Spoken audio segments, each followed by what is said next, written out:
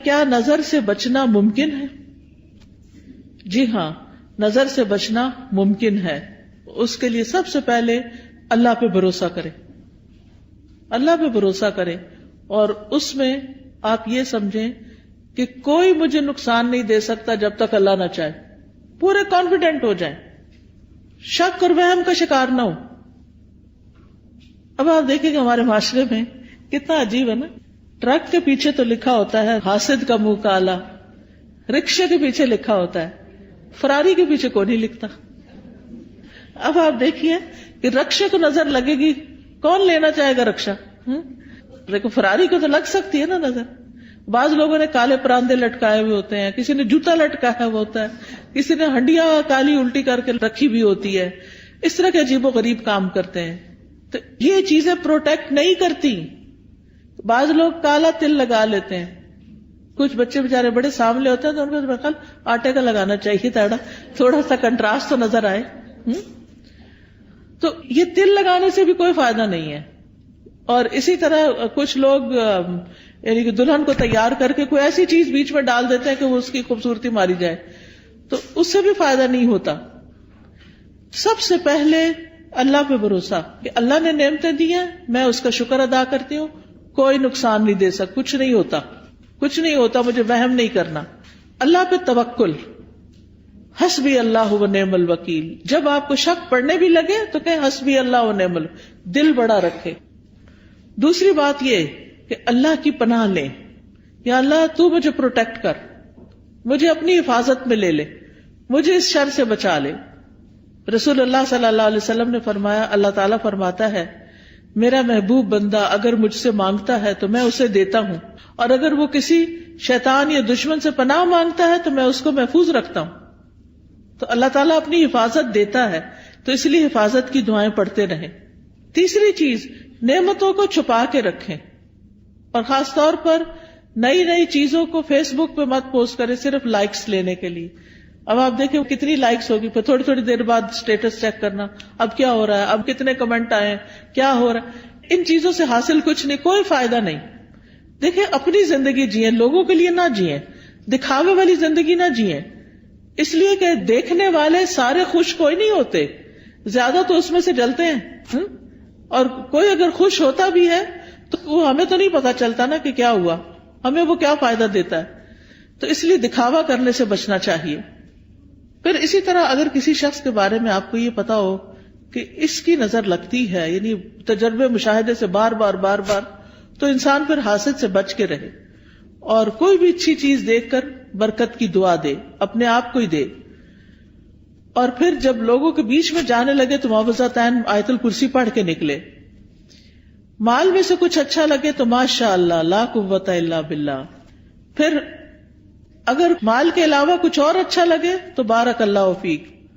دنیا کی کوئی چیز اچھی لگ رہی ہے اور دل میں آ رہا کہ اس کو کیوں مل گئی، تو سوچیں یہ تھوڑے دن کے لیے، تو انسان کے اپنے دل سے وہ جلن ختم ہو جائے گی. پھر اگر کوئی شخص بیمار ہو، مصیبت میں ہو، تو اس وقت دعا پڑھنی چاہیے، الحمدللہ الذی عافانی مما ابتلاک بہ وفضلنی علی کثیر ممن خلق تفضیلا.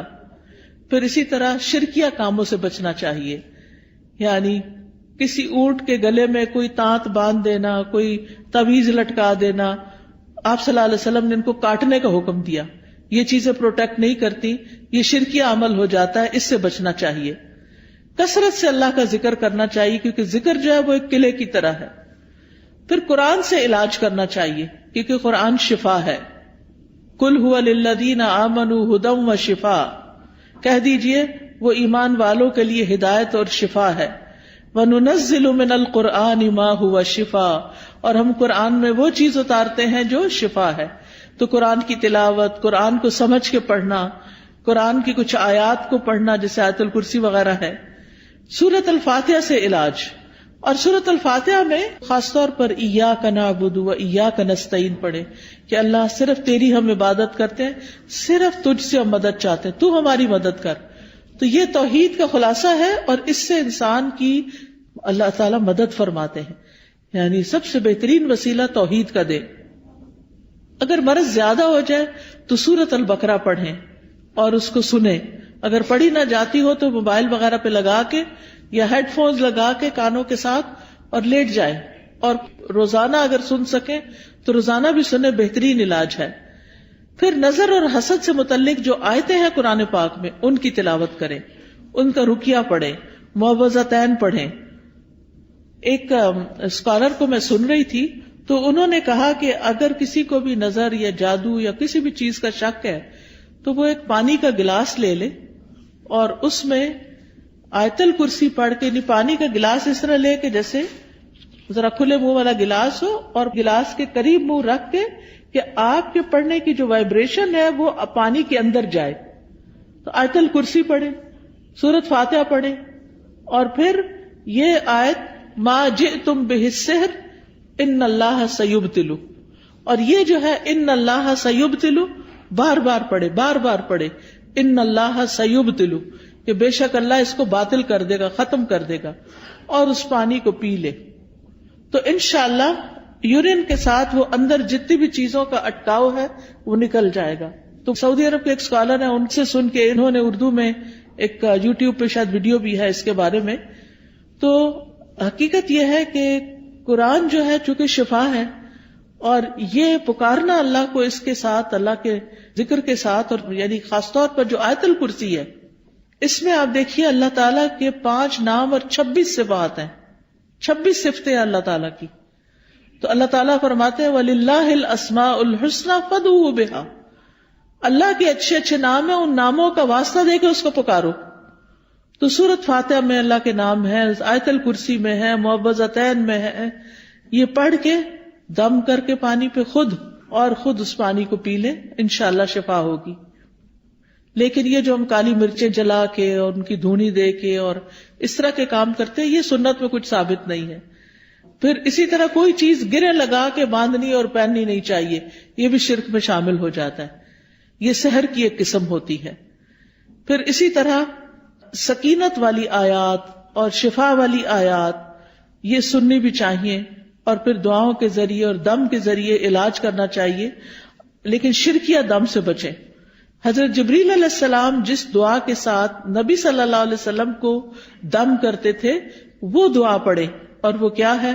بسم اللہ ارقیک من کل شیء یؤذیک من شر کل نفس او عین حاسد اللہ یشفیک بسم اللہ ارقیک۔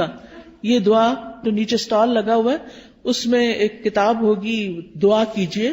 اسی طرح جادو، حقیقت اور علاج، اسی طرح ایاک نستعین، اس میں یہ دعائیں لکھی ہوئی ہیں، وہ انسان کھول کے بھی پڑھ کے اپنے اوپر اور دوسروں کے اوپر دم کر سکتا ہے۔